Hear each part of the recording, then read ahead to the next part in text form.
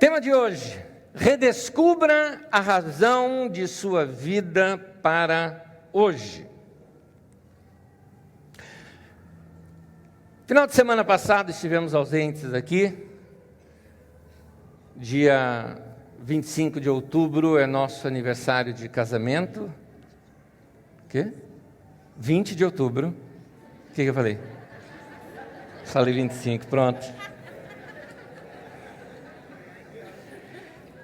25 é a idade de casamento.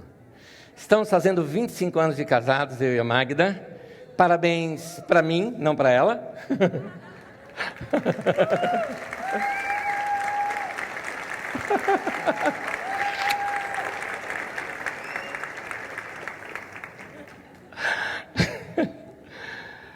Saímos para passear, tempo gostoso nosso.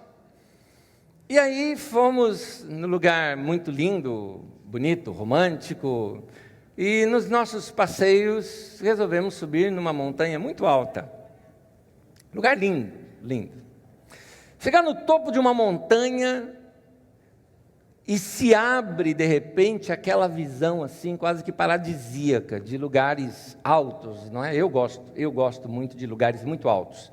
Gosto de visão assim.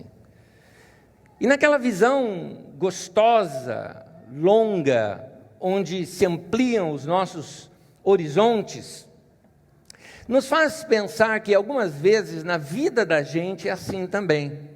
Há momentos na vida da gente que a gente sobe em alguns lugares, sobe em alguns momentos, e a nossa visão se amplia. Ainda que onde você subiu foi uma montanha de problemas, né? Tanto problema na vida que você subiu. Mas dá para você ter uma visão maior da sua vida, te amplia aquela visão gostosa e você percebe um pouco mais o lugar onde você está, a situação onde você se encontra. De tempo em tempo na nossa vida, a gente precisa dar essas subidas e olhar a nossa vida, examinar melhor a nossa vida e pensar, afinal de contas, para que eu estou vivo? Qual é a razão da nossa vida? Por que estamos vivos?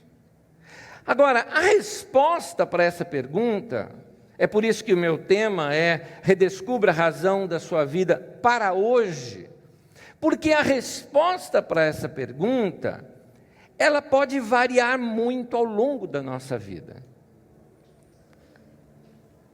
Porque de tempo em tempo, algumas coisas mudam na nossa vida.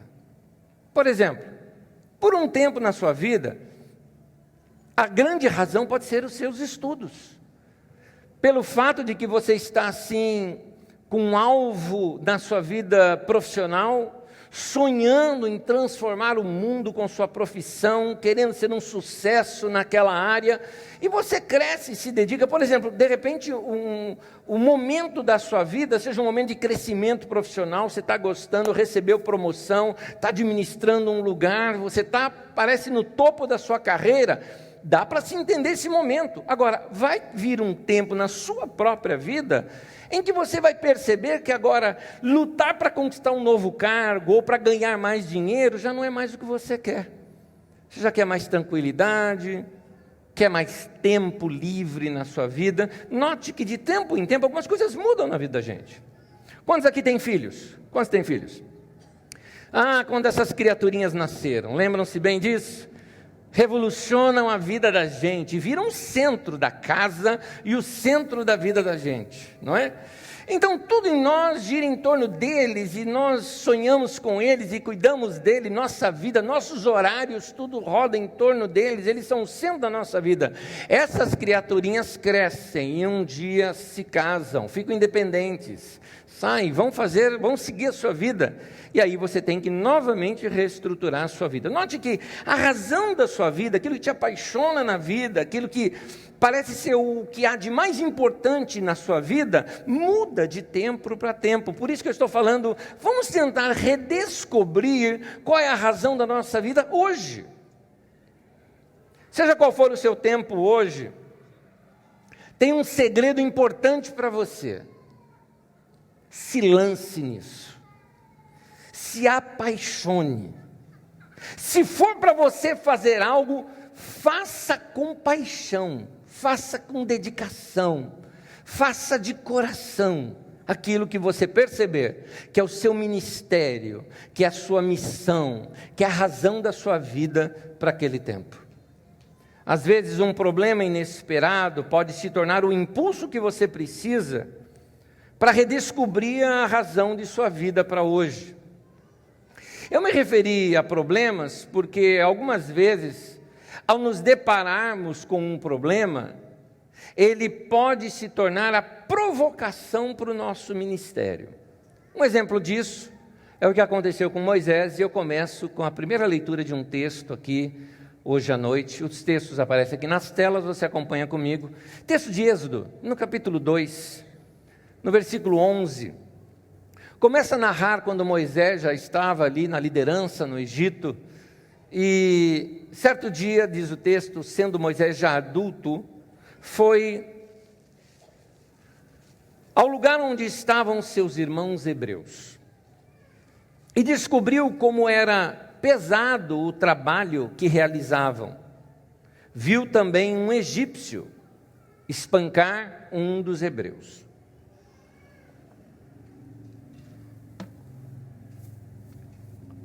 Aquela dificuldade que Moisés enxergou acabou se tornando o ministério dele. Ele vendo um egípcio maltratar um hebreu, aquilo o revoltou. Ele vendo um homem abusando de autoridade sobre um trabalhador, começou a mexer com Moisés, porque Moisés, ele era, mas não sabia, ele era um libertador. Ele era um homem que iria lutar pela causa dos oprimidos, mas ele não sabia disso. Mas ao ver uma pessoa sendo oprimida, aquilo o revoltou. Aquela revolta havia em Deus também, mas naquele momento Moisés descobriu aquilo nele. A revolta de Moisés, aquilo que Moisés percebeu que não estava certo, alguém tem que fazer alguma coisa. Ele fez com as próprias mãos e fez errado, foi lá e matou o cara que estava oprimindo. Mas nota-se aqui que foi um problema que ele viu, que acabou despertando o ministério dele. É nisso que eu falo que às vezes um problema, uma dificuldade, pode acabar gerando um novo ministério na nossa vida. Eu me lembro de uma irmã em que ela, decepcionada pelo que estava acontecendo em sua família, uma família cristã, filho entrando nas drogas, e aquela coisa, percebendo a família se perdendo, peraí, ela falou, não, eu tenho que me levantar, eu tenho que fazer alguma coisa, e ela se dedicou à oração. Ela não só recuperou a sua família, como ela despertou um movimento de oração através das mulheres no mundo inteiro. Hoje existe esse movimento de mulheres que oram pelos seus filhos. Aliás, o slogan dele, se não me engano, é mulheres de joelhos, filhos em pé, é isso? Não é? Mulheres de joelhos, filhos, família, não sei, em pé. Mostrando o poder da oração através das mulheres. Note, foi um problema que a levou para isso. Eu conheço gente que teve problemas de drogas, que a própria pessoa se envolveu, mas ao ela se libertar daquilo, aquilo virou um ministério dela, e hoje é uma pessoa libertadora, entenda bem, alguém que fez um movimento para libertação das drogas daqueles que estão hoje envolvidos nas drogas. É interessante isso, que às vezes um problema pode nos levar para o centro da vontade de Deus para a nossa vida. Tem uma criança aqui, obrigado. Ao ver uma dificuldade, isso pode se tornar um ministério. Tem vezes que nós temos coisas que nós simplesmente não suportamos, coisas que nos chateiam, coisas que nos irritam. Essas coisas podem assim nos levar e nos provocar para chegar nesse momento do nosso ministério. Quando nós vemos uma dificuldade e nós abrimos o nosso coração, ela pode se tornar o nosso ministério. Não só com Moisés foi assim, mas com Davi também. Davi estava num dia e ele foi levar um lanche para os seus irmãos. Israel estava em guerra com os filisteus. Só que ele notou ali os israelitas acuados, porque um gigante do outro lado desafiava um deles para lutar contra ele, e zombava, e ofendia o Deus de Israel, e ofendia os israelitas, e todo mundo morrendo de medo daquele cara. Isso provocou Davi. Ele falou: como é isso? Como é que você deixa um camarada desse falar da gente? É que você não viu aí o tamanho dele. Mas que tamanho dele? Olha o tamanho do nosso Deus. E vai lá Davi se propor a ser o cara para enfrentar aquele gigante chamado Golias. A história você já sabe, o pequeno venceu o grande, e isso foi a entrada de Davi para uma nova história na sua vida, que foi culminar com ele se tornando o rei daquela nação. Foi o que ele precisava para dar início num ministério ou despertar a vida dele. É interessante, queridos, vamos prestar atenção em algumas, entenda bem, alguns santos incômodos, algumas santas revoltas que surgem no nosso coração. Tem coisas que de vez em quando a gente chega assim, bate na mesa e fala: não está certo isso, não é para ser desse jeito. E é nesse momento que Deus está falando: pronto, até que enfim se acordou, chegou onde eu queria.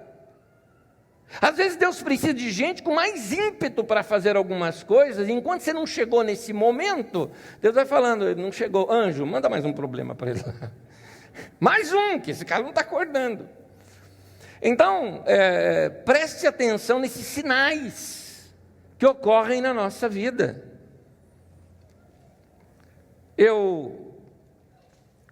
Quando eu era adolescente, vou colocar assim, eu amava muito a igreja, eu estava envolvido com a igreja, gostava de igreja, eu sempre gostei de igreja na minha vida, para falar a verdade, sempre gostei.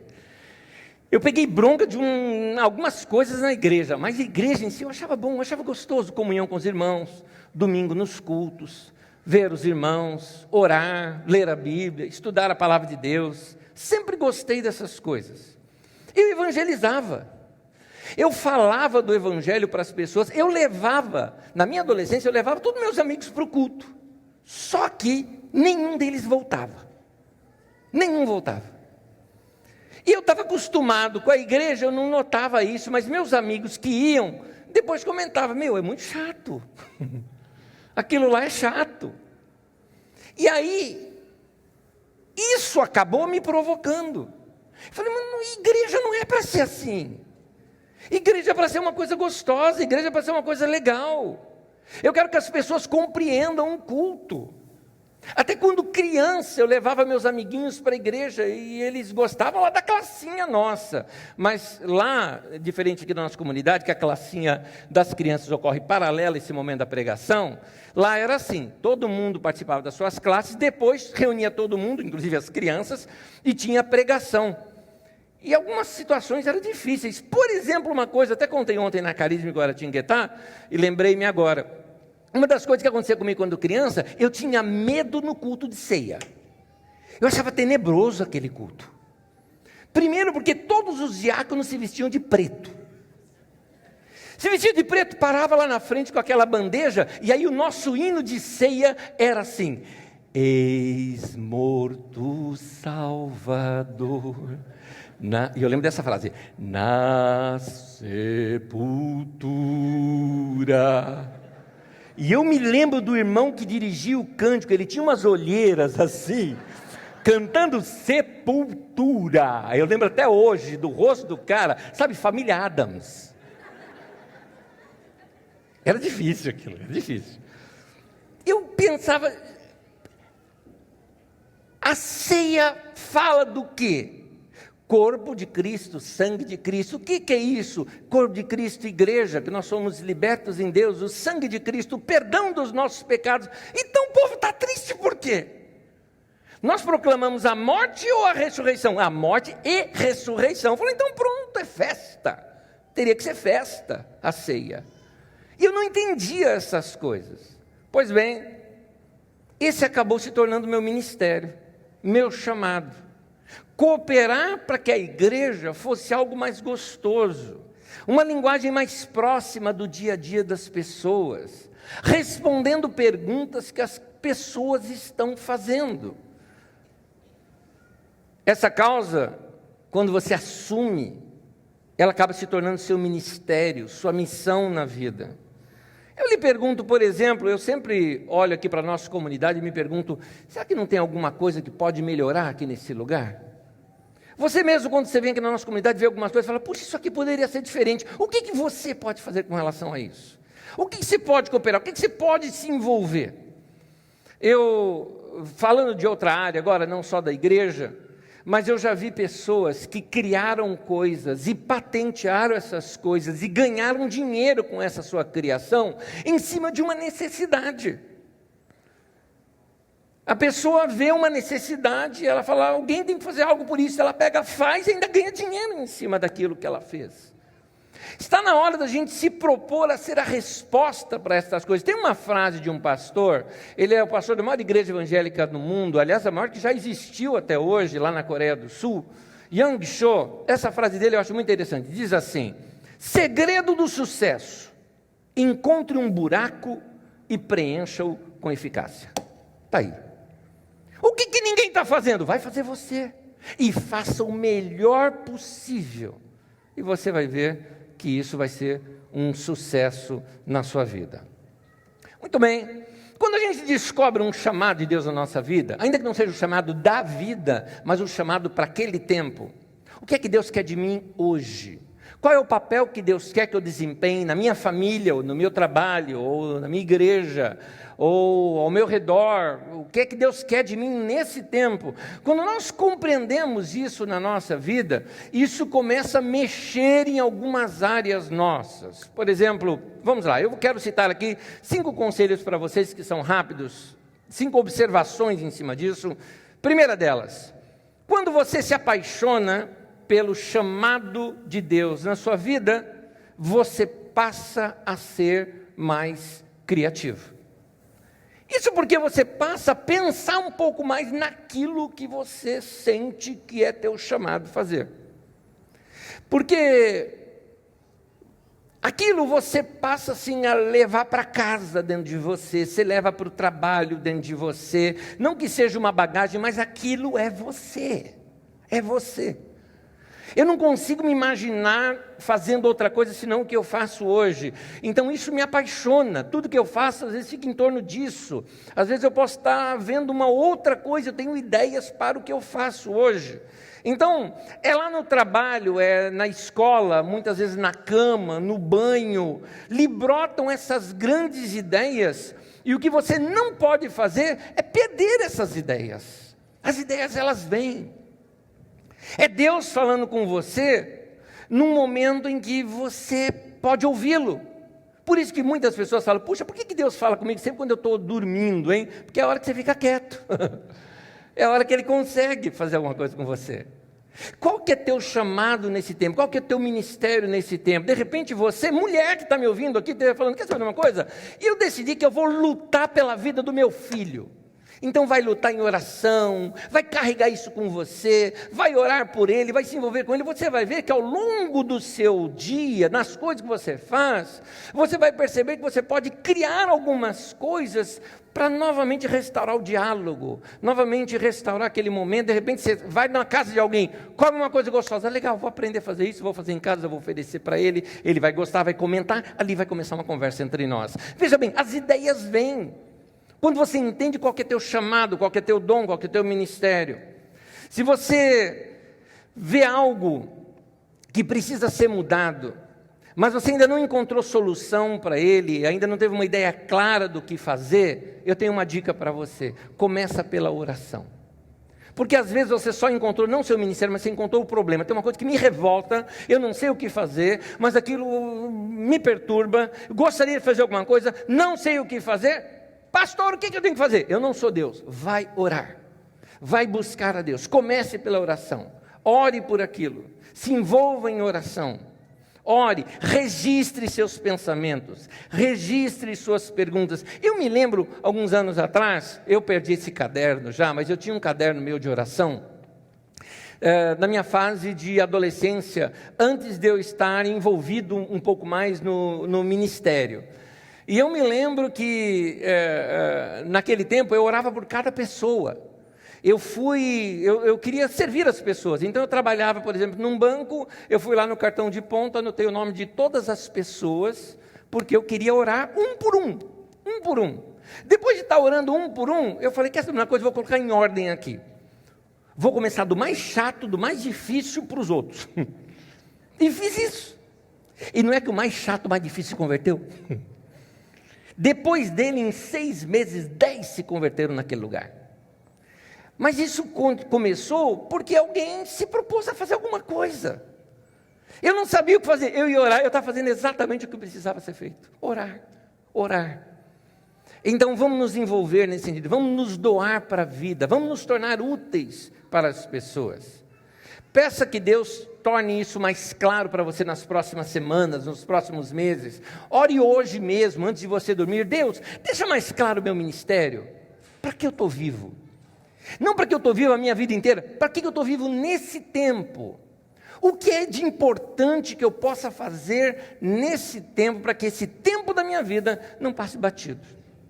Segundo, quando você se apaixona pelo chamado de Deus na sua vida, você passa a ter uma mentalidade diferente. Seus valores começam a mudar. Você amadurece. E é interessante que você passa a economizar em umas coisas e gastar mais em outras. Não só financeiramente, seu tempo, seus valores. Quando eu falo seus valores mudam, algumas coisas que valiam muito para você começam a valer menos, algumas coisas que valiam pouco começam a valer mais. Desculpe eu estar falando muito de mim, porque essas coisas eu só posso falar para os outros dentro da minha experiência. Eu comecei a me apaixonar tanto pelo ministério, tanto pela igreja, e isso mexia tanto comigo. Só que uma das coisas que eu não tinha era dinheiro, né? Isso não tinha, era difícil, a vida era muito difícil. Era de uma família pobre, eu trabalhava fora, trabalhava não para me sustentar, mas para ajudar a sustentar a nossa família, para ajudar os meus pais em casa. Me sobrava quase nada de dinheiro, e às vezes literalmente nada, como era esse o caso. Eu queria uma coisa extra, por exemplo, eu queria aprender mais da palavra de Deus. E eu era apaixonado pelas pregações de um dos pastores que eu tive, gostava demais das pregações dele. Então uma das coisas que eu fazia, eu andava trechos que eu tinha que andar de ônibus, eu andava a pé aqueles trechos para economizar a condução, o preço da passagem, para poder ir lá comprar a fita cassete para ouvir as mensagens lá do meu pastor, porque eu queria aprender mais da palavra de Deus. Eu queria crescer. E não tinha internet como nós temos hoje. Hoje nós temos uma biblioteca toda no meio de um celular. Nós temos acesso ao que quiser hoje em questão de segundos. Uma das coisas que me permite eu falar isso, mas eu me orgulho na minha vida, eu estava contando isso com meu filho mais velho, acho que semana retrasada, eu me orgulho disso. Foi um ato que eu tomei, que eu falo ali, isso eu quero guardar para o resto da minha vida como um orgulho.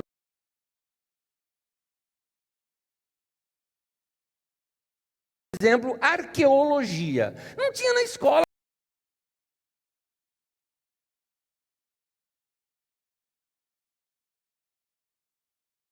E não tinha.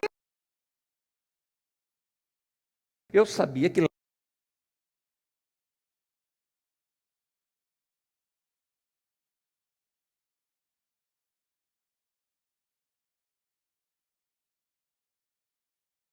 algum valor, eu vendi ferro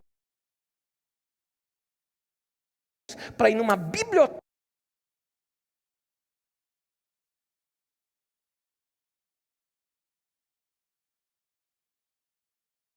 Então,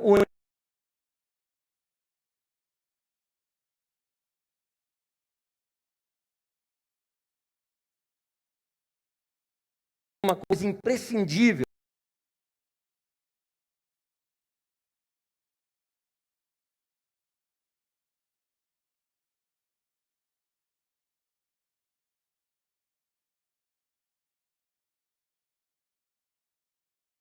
Distribuir.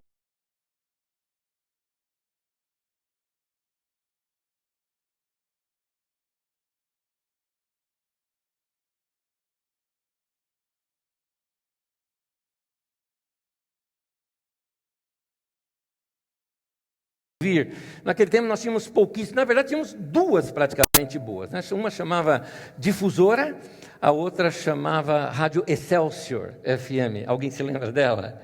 Isso, lembrou-se dele no sua idade, igual a minha aqui. No final do dia tinha aquelas 10 mais do dia. Uau, isso a gente não podia perder, não é? Exato. Então, era lá que tocava essas músicas em inglês, né? Porque as músicas em português tocavam nas outras rádios, tal, mas essas eram as tais. E lá as melhores do dia geralmente aparecia nesses panfletos. E o que eu fazia? Ia lá, pegava esses panfletos, decorava, cantava junto lá no rádio, para decorar a letra da música, para depois ir me acostumando. Depois juntei um dinheirinho para comprar um dicionário, só para ir tentando aprender ali o inglês de alguma forma. Aí eu consegui o emprego dos meus sonhos. Eu ainda não tinha 14 anos de idade, e o emprego dos meus sonhos foi trabalhar numa banca de jornal. Eu achei aquilo o máximo. Agora eu tinha acesso a conhecimento, eu podia ler bastante ali ao longo do dia. Isso foi ótimo, e eu lia principalmente umas revistas que tinham de tablaturas de música, que trazia algumas dessas para eu ficar ali decorando algumas letras e tentar melhorar um pouco o meu inglês. Muitos anos depois, uma oportunidade me surge, um estadunidense, um irmão chamado Bud Wright, que foi assim quase que um dos pais na minha vida, um pai para mim. Ele estava lá em Guarulhos ensinando a palavra de Deus. Ele não sabia falar o português, meu inglês era ainda bem mediano, mas tinha um amigo meu que já era intérprete, que eu peguei amizade, e se tornou intérprete dele, o Osney, gente muito boa. E eu, juntamente com esse Osney, comecei a ir para lá e tirava minhas dúvidas de inglês com o Osney, ganhava quase que uma aula de graça, e depois ficava treinando com esse norte-americano. Ele foi quase que um pai para mim, pegou amizade, me convidou até para morar na casa dele por um tempo, o que eu fiz por um ano, para poder ali ter acesso a toda a sua literatura, vídeos, áudios de mensagem. Eu chegava, às vezes, a quase que varar uma noite lendo um livro, porque eu tinha prometido que eu ia devolver no outro dia o livro, então eu tinha que terminar logo de ler o livro para poder devolver. O que é isso? Dedicação. Dedicação. Eu te pergunto, meu irmão, você está dedicado ao que na tua vida hoje? Porque quando você se dedica a algo, quando você entende um chamado, um dom, uma dedicação, você faz o quê? Você diminui umas coisas na sua vida, perde o valor, outras ganham valor. Para mim, perdeu o sentido, por exemplo, as saídas que eu fazia com os meus amigos de bairro. Vamos para um bailinho ali, para um bailinho acolá, tudo mais. Eu não sabia nem dançar. Ficava chato ir lá. Ontem à noite eu vim de Guaratinguetá conversando com o Gernando e tal, e aí daqui a pouco começamos a falar de adolescência tal, e de bailinho, essas coisas. Eu falei, Gê, eu vou te falar um negócio, cara, Nada. Não tinha essa de ir para o baile dançar, que eu não sabia dançar. Eu ficava lá no canto, ficava de bobo. Então eu ficava assim, falava, não, eu vou ficar em casa estudando, é melhor. E eu me dediquei a alguma coisa que eu queria fazer, que eu queria realizar. E eu te pergunto, meu irmão, você está se dedicando ao que na sua vida nesse momento? Ou você vai deixar esse tempo passar? Quando você se apaixona pelo chamado de Deus na sua vida, você passa a ter uma mentalidade diferente, seus valores mudam, você amadurece. Como eu te disse, você passa a economizar em algumas coisas para investir mais em outros. Até as suas amizades ficam mais seletivas. Tem gente que simplesmente não te serve mais. Tem gente que simplesmente você percebe, não, essa pessoa só está atrapalhando a minha vida. Eu recomendo a vocês, jovens, que vocês tenham entenda a minha expressão aqui, sem querer plagiar o nosso querido irmão Rick Warren, mas você precisa ter uma juventude com propósito. Você vive para quê? Objetive a sua vida. Tem gente que na sua juventude fica assim, o que eu vou fazer, Aí namora com um, depois namora com outro, depois vai trabalhar num lugar, depois briga com aquele chefe, vai trabalhar em outro. Ele não sabe para onde está indo. Objetive a sua vida. Faça as coisas debaixo de um propósito. Olha, eu tenho um propósito da minha vida. O que não se encaixa nisso tem que ser tirado para fora. Como qualquer outro jovem, eu me apaixonei também na minha juventude. Teve uma moça que eu conheci, pessoa brilhante, maravilhosa, bonita, e nós éramos assim um contraste. Eu era pobre e ela era rica. Eu andava de busão, ela tinha um carro conversível do ano. Você imagina, né? Eu não sabia nem dirigir. Ela dirigia para mim. E opostos, mundos diferentes, mas meu coração não se apaixonou. Meus amigos falavam, você ganhou na loteria. Não me apaixonou o coração. Eu amava as coisas do reino de Deus, talvez ela tivesse outras coisas na minha vida, não estou criticando a pessoa, por favor, pessoa excelente, mas não deu certo, perdeu a graça. Não tinha sentido para mim aquela pessoa na minha vida. Iria me levar para um mundo que não era o meu. Iria me atrair para coisas que não era o que eu queria naquele tempo. Eu tinha que fazer escolhas na minha vida e eu fiz. E eu falo para você, rapaz, moça, preste bem atenção nas escolhas que você faz. Eu e tantos outros mais adultos do que você, nós somos hoje o que as nossas decisões fizeram de nós no passado. Nós somos consequências das decisões que nós tomamos. Quando você se apaixona pelo chamado de Deus na sua vida, você passa a ter uma mentalidade diferente, os seus valores mudam. Então se apaixone por algo de Deus na sua vida. Terceiro, quando você se apaixona pelo chamado de Deus na sua vida, você abandona o orgulho. Isso porque o seu orgulho pode custar o sucesso da sua causa. Quando você está apaixonado por aquilo que você tem que fazer, você não fica preocupado com posições ou destaques. Você não fica preocupado se você vai receber crédito por tudo aquilo, o que importa é que seja feito. A boa causa é mais satisfatória do que o reconhecimento dos outros. O que você quer é que aquilo seja feito. É interessante o que aconteceu com Moisés. Na história de Moisés, entenda bem aqui, ela foi oposta ao José do Egito. José, ele estava no cárcere, era um João ninguém, de repente, por causa da interpretação de um sonho, o cara vai parar no topo do Egito. Moisés nasceu já no topo do Egito, mas ele resolveu abandonar tudo, e ele deixou tudo, e foi para o deserto, por causa do chamado de Deus na vida dele. Ele abandona tudo, mesmo sendo criado na nobreza, para ir para o deserto, por causa da experiência que ele queria ter com Deus. Então, é perder para ganhar. Quando você se apaixona pelo chamado de Deus na sua vida, você está disposto a perder para ganhar. Ao longo da nossa vida, nós vamos perder algumas coisas para poder ganhar outras. Não se dá para se ter tudo na vida. Não se dá para ganhar todas. Nós abandonamos algumas coisas para nós darmos o nosso melhor, a nossa dedicação para outras. Isso tem um nome: renovação. Tem hora que a gente precisa de uma renovação na vida da gente. Existe um tempo na vida da gente que nós precisamos jogar fora algumas coisas. A nossa vida precisa de renovação. Assim como a nossa casa, a casa não começa a juntar bugiganga? Vamos ser sérios. Quando eu falo assim, aquele lugarzinho cheio de bugiganga, onde você pensa? Espero que não seja o teu quarto. Normalmente a gente tem aquele armário em casa, ou aquele lugar, ou aquela... Pior é quando como que chama? Um cômodo todo, né? O quartinho da bagunça. Peguei. Lá em casa a gente tinha um nome disso, lá no meu tempo de infância, né? A gente falava o mocó lá do meu pai. Tinha o mocó do meu pai, era um barracão que tinha lá em casa, onde ele guardava todas as tranqueiras dele lá. Então, na nossa casa a gente tem essas bugigangas, essas coisas velhas, e quem já mudou de casa sabe do que eu estou falando. Quando você muda de casa, você fala, quanta tranqueira eu tenho guardado, não é? E o pior é que você bota tudo numa caixa, porque você está de mudança, bota numa caixa, leva para outra e vai ficar lá na outra, por tempos. Se nós não jogarmos fora algumas coisas velhas, nós não vamos ter espaço para coisas novas. É aí que você tem que repensar a sua vida. Joga fora CD que você não ouve mais. E livro, o que você faz? Doa, dá. Ou faz aquele chamado book crossing. Book crossing é um negócio muito legal. Você pega um livro muito legal que você gostou, faz uma dedicatória nele para um desconhecido, vai num lugar público e esquece o livro. Entende? Esquece. Deixa lá, para alguém pegar e ler. É para isso mesmo. E na dedicatória está escrito isso. Olá, você desconhecido, é para você ler esse livro que eu achei tão bom que eu deixei aqui perdido. Para isso.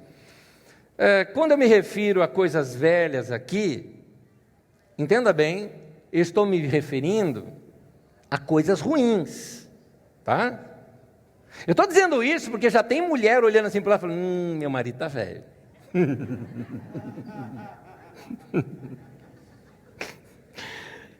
Quando nós jogamos fora as coisas velhas, nós somos obrigados a olhar para frente.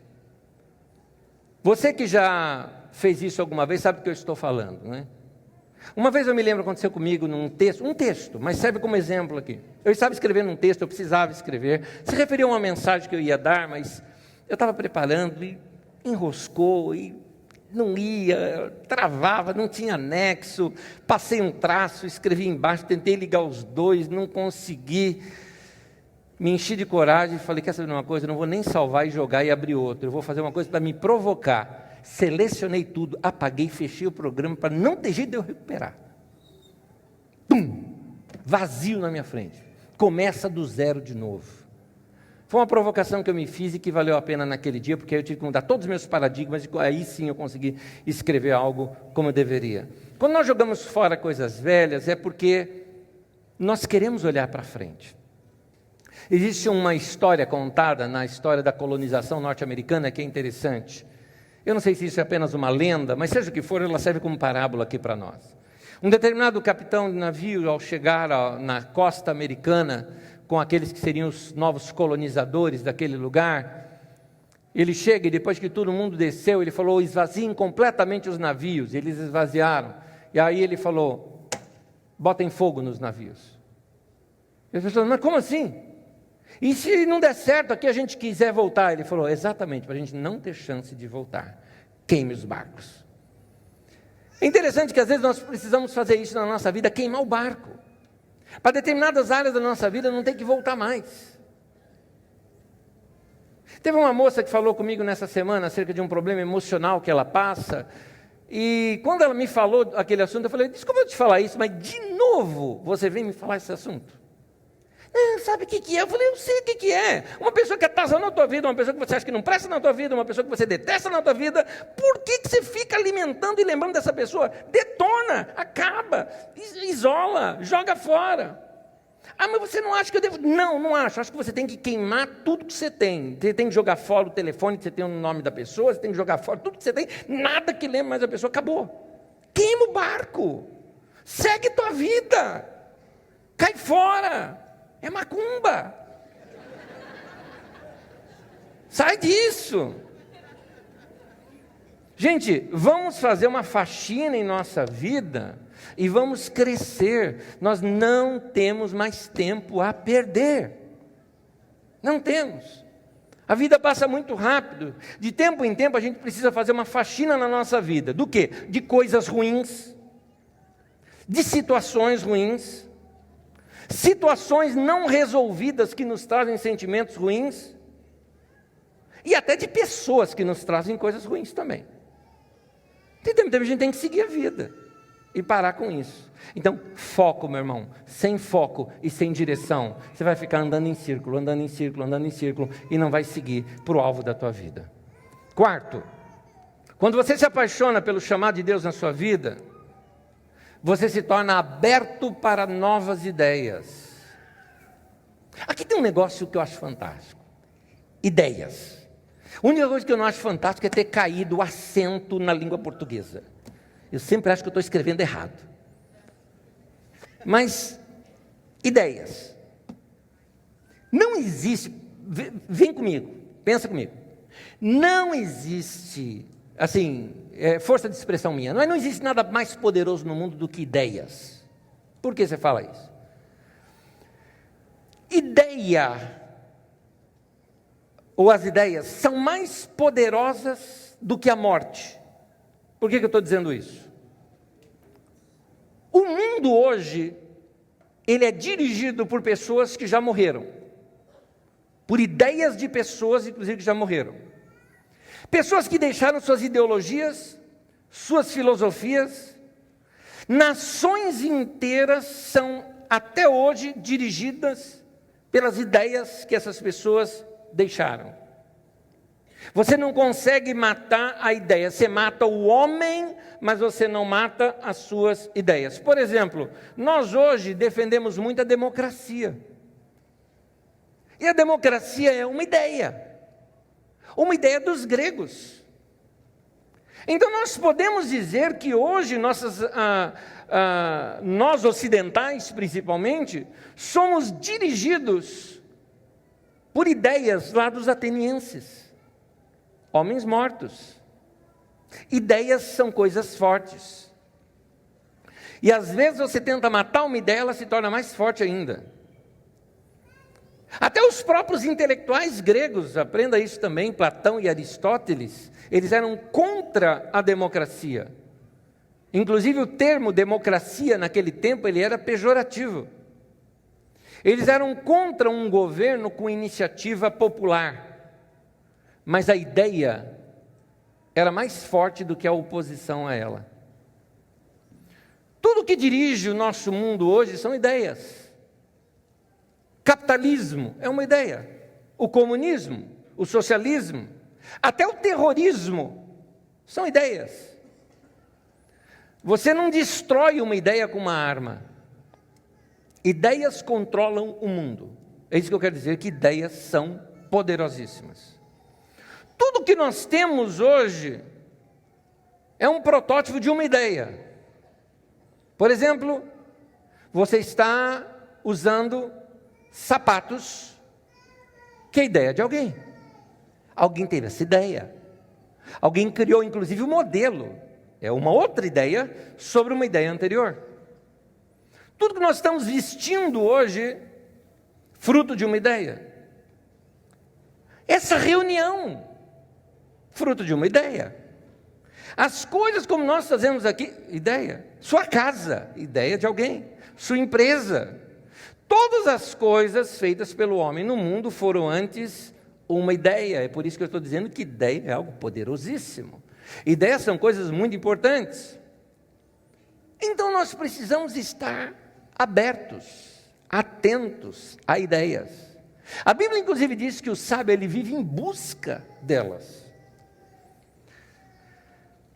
Como você leva o seu dom com você, para onde você for, você acaba levando o seu dom com você para se expor a novas ideias. Toda vez que eu vejo alguma coisa, numa empresa, por exemplo, e eu entendo que tem algo a ver com essa comunidade, eu pego aquela ideia, e aquela ideia passa agora a ser minha também.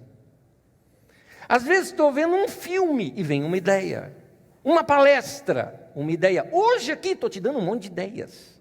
Uma aula, recebe uma ideia. Um livro que você lê, uma ideia nova. Por isso que eu cutuco você para você ler mais. Você precisa ler, expandir tua mente, pensar com pensamentos da mente da outra pessoa. Que coisa maravilhosa. Eu tenho limites de pensamento, mas uma pessoa pensou no meu lugar alguma coisa, eu vou ler o que ela pensou no meu lugar. Isso é ler um livro. Eu fico pensando nisso e como trazer essas inovações para as coisas que faço. Isso são ideias. É isso que eu quis dizer, que quando você se apaixona pelo chamado de Deus na sua vida, você se torna aberto para novas ideias, você fica à busca delas na sua vida. Ideias são assim. Quando você se apaixona, você... por esse chamado, ele arde tanto em você, que você fica buscando ideias que venham completá-lo, complementá-lo, fazê-lo se expandir. Esse é você, busque isso também. Quinto e último, quando você se apaixona pelo chamado de Deus na sua vida, você passa a carregar um senso de urgência. Ao longo da mensagem hoje, já umas 3 vezes eu toquei nesse ponto, mas esse aqui eu quero ampliar. Nosso tempo ele é curto. Nem eu nem você a gente sabe o quanto tempo de vida a gente tem. Nem eu nem você sabemos isso. Portanto, o nosso tempo de vida ele é curto. E mesmo que fosse longo, 90 anos de idade, o que é 90 anos de idade em termos de história? Eu gosto daquela simbologia, gosto, já citei aqui diversas vezes. Quando você anda num cemitério, por exemplo, você passa e olha ali nas lápides, tem uma data, um traço e outra data. A primeira data é o quê? Data do nascimento. A segunda data, o que é? Data da morte. O que é aquele traço? É a vida. A vida é assim, pequenininha desse jeito. Ela passa a ser representada como um traço na história. Nossa vida passa muito rápido. Por isso nós precisamos aprender a otimizar a nossa vida. Nós precisamos economizar a nossa vida, organizar a nossa vida e gastar tempo com aquilo que realmente importa, com coisas que realmente têm valor. E eu não estou falando só de produção, às vezes um desfrute pode ser algo muito bom. Me permita, eu não tive como conversar com minha esposa, mas eu vou abrir uma coisa da nossa família aqui, que é uma ideia que me veio, que eu acho que cai muito bem aqui. Essa semana, comemorações nossas, casamento, aquela coisa toda, isso está tudo na nossa mente. E nós temos alguns costumes em casa que eu acho muito bons mesmo. Não foi a vida toda que nós fomos assim, mas eu confesso para vocês que chegamos num ideal para esse momento. Nesse momento é o melhor que a gente poderia fazer. Uma das coisas que nós fazemos é que nós jantamos juntos, todos os 4. E para tudo. Quem está assistindo TV, está jogando, para tudo, vamos parar, vamos sentar junto para comer. E vamos sair dali que hora? A hora que acabar o assunto. Assunto sempre tem. Então a gente senta e conversa, é gostoso, e a gente brinca, a gente fala, e ali deixamos os nossos filhos, que são enciclopédias ambulantes, contarem para a gente o mundo deles, né? Aquela coisa gostosa que a gente faz. Terminado ali, minha esposa foi na sala, abriu uma caixa, uma das caixas que temos de fotos e tudo mais, e sacou ali o nosso álbum de casamento. Aquilo foi gostoso, porque os filhos não estão acostumados, né? E foram rever. Nessa, ela sacou uma coisa que foi fantástica. Ela sacou algumas anotações dela, e aqui me permita um elogio em público, que eu acho a Magda uma das melhores mães que eu já vi na minha vida. Ela sacou umas anotações dela sobre um dos nossos filhos e começou a narrar assim, sabe aquele detalhe assim, olha, 1 mês e tantos dias, ele fez um movimento assim. Foi até assim, não sei, 1 ano e pouco, né? Até 1 ano e pouco, com detalhes assim. E aí começava a chegar naqueles engraçados, quando a criança começa a reagir de outra maneira, não é? Por exemplo, teve uma ali que ela narrou, hoje o Dudu tentou arrancar o controle do videogame da mão do irmão dele. Por quê? Ele queria jogar no chão para quebrar aquilo, abrir, pegar a pilha e pôr na boca. Enfim, a gente foi ali brincando com as coisas de família que a gente via, e isso é muito gostoso. Alguém diria, mas aí, Ané, vocês não estão perdendo tempo? Eu falei, você chama estar junto com as pessoas que você mais ama perder tempo? Ou você chama isso mesmo, é para isso que a vida vale? É interessante que terminamos aquele momento, o que nós produzimos? Nada. O que você gerou na economia mundial? Nada. Mas eu produzi uma das coisas de maior valor na minha vida, porque o que vale, aquilo que eu falei, quando você cresce, você vai perceber que algumas coisas perdem o valor, outras ganham valor. Então, algumas coisas têm que ser mais magnificadas na vida da gente. Isso aqui vale mais, eu vou dedicar mais tempo para isso que vale mais. Eu tenho certeza, vão ser dias inesquecíveis para nós. Vamos conseguir fazer isso até o final da nossa vida? Claro que não, os meninos têm as vidas deles. Está coincidindo nesse tempo, juntando faculdade, escola e trabalho, está coincidindo esse tempo que a gente está conseguindo isso. Vamos fazer isso para o resto da vida? Não vamos conseguir, mas nós vamos valorizar esse momento que nós podemos fazer isso, porque é isso que importa. Então é isso que eu quero dizer, você passa a carregar um senso de urgência na vida, você tira o que não importa e o que importa você dedica mais tempo e atenção. Então, o que é que vale na tua vida hoje, meu irmão? Quais são os melhores momentos na tua vida hoje? É interessante, às vezes você tem ali uma pizza, numa roda com amigos, aquele é um momento às vezes para não acabar, é um momento para você aumentar, aquilo sim está valendo a pena, e de repente você sentado lá na televisão assistindo uma novela, não está valendo nada para a tua vida, não está produzindo nada. Então você tem que saber o que é que você vai tirar da tua vida para você poder inserir coisas novas. Esteja aberto para algo novo na sua vida. Sempre que vem uma oportunidade para mudar, algumas pessoas não gostam de mudança e resistem a essas mudanças, Porque elas não gostam, não está acostumado com mudança. Talvez você seja assim, rotineiro. E aí eu convido você a mudar para o novo. É como aquela moça que está com aquele namoro emperrado. Já viu moça que já é viciada em fila de oração? Vamos orar. Ela vai na frente. Qual oração? É meu namorado. Problema com ele. Tá bom. Domingo que vem, vamos orar. Ela vai lá na frente. O que você quer que a gente ore? É meu namorado. Tá. Terceira vez, vamos orar. Ela vai lá na frente. O que você quer que ore? Meu namorado. Você quer que ore para ele morrer? O que é? O que você quer? Estou entendendo. Se teu namoro não está te levando a crescer, chuta.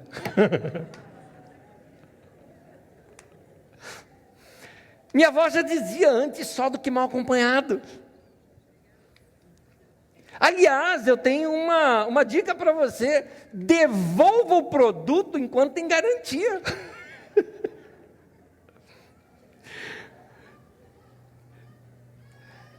Eu ia continuar a frase dizendo o seguinte: se você duvida do que eu falei, pergunta para quem não devolveu. Agora acabou a garantia, casou, minha querida, não tem mais jeito. Querido, Deus pode trazer novas oportunidades para a sua vida, chance de você crescer na sua carreira, chances de melhorar na sua vida emocional. Uma vez eu conversei, esse rapaz, ele sabe, é um querido, um amigo meu, gente muito boa, menino muito joia, mas ele se lembra disso, que a gente ri quando eu contei isso uma vez aqui. Ele falou: poxa, você está falando de mim? Eu falei: estava. Eu falei para você que eu ia falar. Eu pedi para ele a permissão de contar em público a situação dele. Um rapaz bonito, um rapaz inteligente, um rapaz muito bem, inclusive financeiramente, tem calculista para as coisas que ele vai fazer na vida financeira. Um dia chegou aqui para mim, mas chorando, assim, por causa de uma namorada, que não queria saber dele. E eu conversando com ele, o que eu entendi é que a menina não gostava dele, era isso, ela não é obrigada a gostar do cara. Eu falei: cara, ela não gosta de você, acabou, deixa ela embora, segue a tua vida. E aí ele falou assim, ele, sabe, chorando: Anésio, você acha que eu vou conseguir encontrar uma outra pessoa na minha vida? Eu olhei assim para ele e falei: cara, o mundo tem 7 bilhões de pessoas. Dos 7 bilhões, me parece que de 55% a quase 60% são mulheres. O que significa que nós estamos aqui quase num número de 4 bilhões de mulheres no mundo. Se você não conseguir conquistar uma, então tu é ruim mesmo, viu, cara? Está muito ruim. Segue a vida, querido. Às vezes uma coisa ruim tem que sair da tua vida para alguma coisa boa entrar, Tua vida pessoal, tem gente que está se lamentando: ah, Nésio, eu perdi o emprego. Lamento, realmente estamos em crise, lamento por isso, mas é a sua chance de crescer, é a sua chance de crescer, é a sua chance de dar uma volta na sua vida, uma reviravolta. Você pode vir trabalhar em áreas que você nunca imagina que você iria trabalhar. São situações totalmente novas na sua vida. Esteja aberto para reinventar-se a si mesmo. Muitas vezes nós temos que sonhar um novo sonho, fazer alguns acertos. Você não conseguiu o emprego que você queria? Tenta outro. Alguém não quis mais você? Paciência, segue a vida. Alguém te abandonou, estou falando de divórcio, alguém te traiu, saiu de casa, te deixou, sua vida não tem que ir para o buraco por causa disso.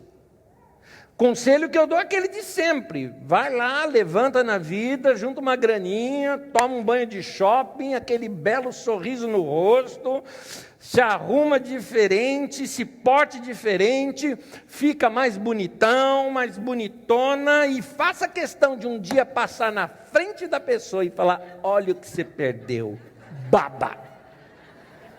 Né? É isso. Lembrei de uma cena. A gente tem glórias na vida da gente, viu? Vou contar uma. Tempo de escola, era um adolescente, gostei de uma menina na escola que me esnobou. E eu me lembro, coisinha de criança, né? Uma daquelas, não foi uma vez só na minha vida que aconteceu isso, mas teve uma vez, que não é esse caso, de uma menina quando soube que que um amigo estava contando para ela, né, que eu gostava dela, coisa de moleque, né, vai o amigo falar primeiro, tal, né, eu fui perto para ouvir, eu só escutei a frase, o Anésio? Ai, credo. Pois é, eu vi isso. Mas o tempo passa, as coisas mudam. Lapa, São Paulo. Desci no ônibus, estava caminhando, na calçada, chegando diante da faculdade, uma moça me vê. Anésio, quanto tempo? Olá, como vai? Tudo bem? Que joia, tal, né? Eita, tal. Era uma dessas, tá? Tinha dado sinal, questão de minutos depois, sai lá da faculdade, Magda de Ângelo. Lindona, bonita, assim, um arraso. Eu passei assim e falei, minha namorada. Quase que eu falei, baba. Sabe quando você nota que a pessoa olha assim, olha de cima? Você já viu uma mulher olhando outra com inveja? Aquela que olha assim em cima e, olá. Para de viver se lamentando do passado pelo que não deu certo. Vida te deu um limão, vamos fazer uma limonada. É necessário estar sempre em sintonia com Deus e aberto para a novidade na vida. Porque Deus sempre faz coisa nova, gente. Deus é criador e Deus é criativo. Eu quero terminar lendo um texto. Vamos ficar em pé, por gentileza? Apocalipse 21, 5.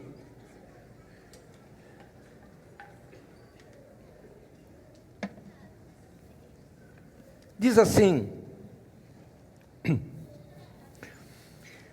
aquele que estava sentado no trono, o Senhor, disse: estou fazendo nova todas as coisas.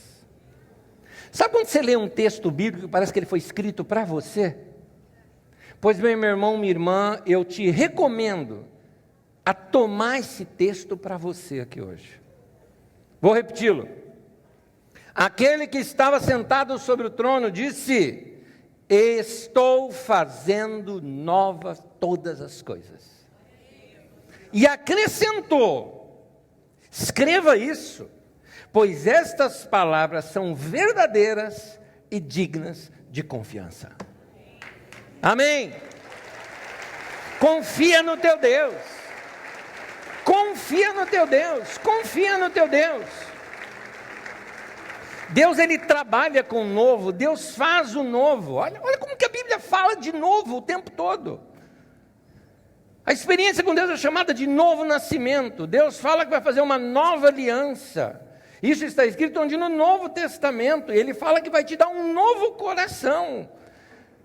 E ainda ele termina falando que a gente vai viver numa nova Jerusalém, em novos céus e nova terra. Ele faz tudo novo.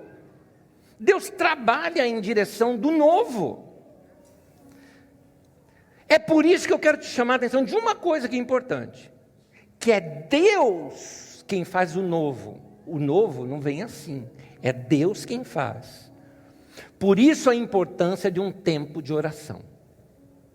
Eu termino dizendo o seguinte: é importante se abrir para o novo, mas esse novo precisa vir de Deus. Não vai sair por aí também procurando novo. Tem que vir de Deus. Tem que vir de um tempo de oração. Tem que vir da sua comunhão com Deus. Homem, mulher, rapaz, moça, você veio no lugar certo. Não por ser aqui a Carisma, mas por ser um lugar onde você sabia: eu vou lá, Deus vai falar comigo. Você veio aqui em busca de Deus. E é essa busca de Deus na vida da gente que tem que nos levar para o novo na nossa vida. Amém? Amém? Vamos então estar abertos para essas coisas novas que Deus pode fazer e realizar na vida da gente. Não vamos deixar esse tempo passar. Essa é a sua chance. Esse é o tempo de Deus para você. Você, meu irmão, minha irmã, que tem estado assim, num tempo na sua vida, no qual você pensa assim, o que vai ser da minha vida? Eu estou te falando, esses podem ser os melhores dias que você já viveu. Esse pode ser dos melhores dias que você já viveu na sua vida. Se você buscar Deus, andar perto dEle, se abrir para novas ideias que Ele vai te dar, perceber os sinais que Ele coloca no teu caminho, ser sensível àquela voz gostosa do Espírito Santo no teu interior, comunhão, revelação com Deus, tempo com Deus, meu irmão, se abra para as coisas novas que Deus pode fazer na tua vida, em nome de Jesus, amém? Vamos orar nesse momento, vamos pedir isso para Deus. Feche teus olhos nesse momento. Me permita eu te dirigir em oração. Me permita. Então você fecha os seus olhos nesse momento. Eu gostaria que você agora refletisse sobre o que é o novo na sua vida hoje. O que de novo pode acontecer? Ou qual é a área da tua vida que você precisa se dedicar nesse tempo? Qual é teu chamado, teu dom, teu ministério? O que pode acontecer de Deus na tua vida nesse tempo? Ainda que para você seja uma grande incógnita, você está falando, eu não estou vendo nada. Muito bem, mas tem Deus com você. Talvez ainda não seja o tempo de você não chegou no topo da montanha para ver tudo, como eu comecei falando na mensagem. Você está na subida ainda dela. Confia, confia. Eu quero orar por você nesse instante. Em nome de Jesus, Senhor. Eu oro pelo meu irmão e pela minha irmã que entrou aqui hoje, desejoso de uma experiência com o Senhor. E eu tenho certeza, o Senhor falou com ele e com ela. Que o Senhor dirija as suas vidas. Que eles saiam daqui hoje de coração renovados diante do Senhor. Saiam daqui hoje com uma nova experiência com o Senhor. Pai, em nome de Jesus, seja hoje aqui um tempo de renovação nesses corações. Seja um tempo deles terem uma nova visão para a sua vida. E serem mais atraídos para perto do Senhor. Eu te peço a Deus. No nome de Jesus. Amém, amém, amém.